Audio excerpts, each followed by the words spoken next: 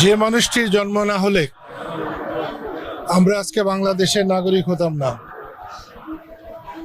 যে মৌলানা ভাসানীর জন্ম না হলে পাকিস্তান হতো না, পাকিস্তান না হলে বাংলাদেশ হতো না, বাংলাদেশ না হলে আজকের আমাদের এই অবস্থা হতো না।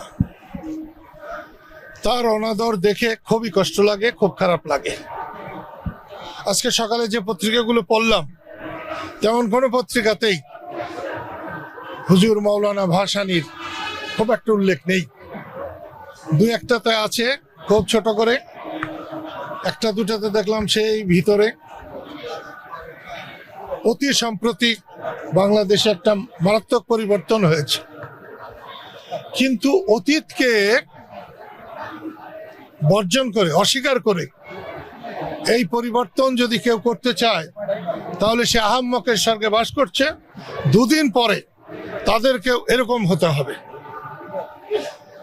মানুষ খুব আশা করেছিল, কিন্তু গত এই 3 মাসে মানুষ সে আশার মতো ফল পায় নাই।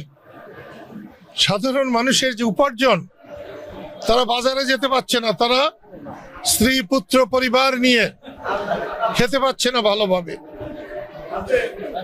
তারপরেও মৌলানা আব্দুল হামিদ খান ভাসানী, ওলিয়ে কামেল, এরকম অলি, এরকম জনগণের বন্ধু এই উপমহাদেশে খুব কম আছে।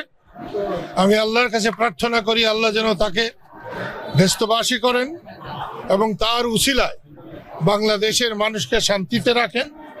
যারা সরকার চালাচ্ছেন আমি তাদেরকে অনুরোধ করব তারা যেন দেশের মানুষের কথা বিবেচনা করেন।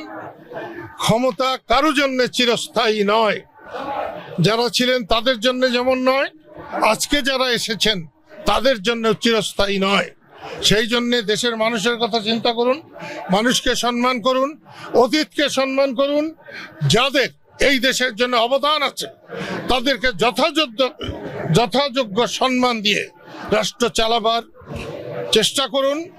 এবং এই সময় আমি বলবো, আমি রাজনীতির সময় রাজনীতি করেছি, আমি এবাদতের সময় এবাদত করেছি, আমি যখন নামাজ পড়ি তখন নামাজই পড়ি। তারপরেও বলছি, এই অলি কামেলের মাজারে দাঁড়িয়ে বলছি, এই দেশের মানুষ চায় গণতন্ত্র, চায় ভোটাধিকার। শেখ হাসিনার এই রকম ন্যাক্কারজনক পতনের প্রধান কারণ তিনি মানুষের ভোটাধিকারকে সম্মান করেন নাই। পরপর বেশ কয়েকবার মানুষকে সঠিকভাবে ভোট দিতে দেন নাই, যার ফল এটা হয়েছে।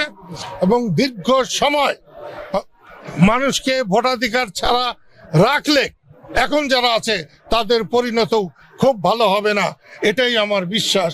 আপনাদের আজকের এই শুভ দিনে হুজুর মৌলানা ভাসানীর 48তম মৃত্যুবার্ষিকীতে আমি আপনাদের সবাইকে আমার পক্ষ থেকে, টাঙ্গাইলবাসীর পক্ষ থেকে সারা দেশবাসীকে অভিনন্দন জানাই এবং তার জন্য দোয়া করবার আহ্বান জানাচ্ছি। খোদা হাফেজ।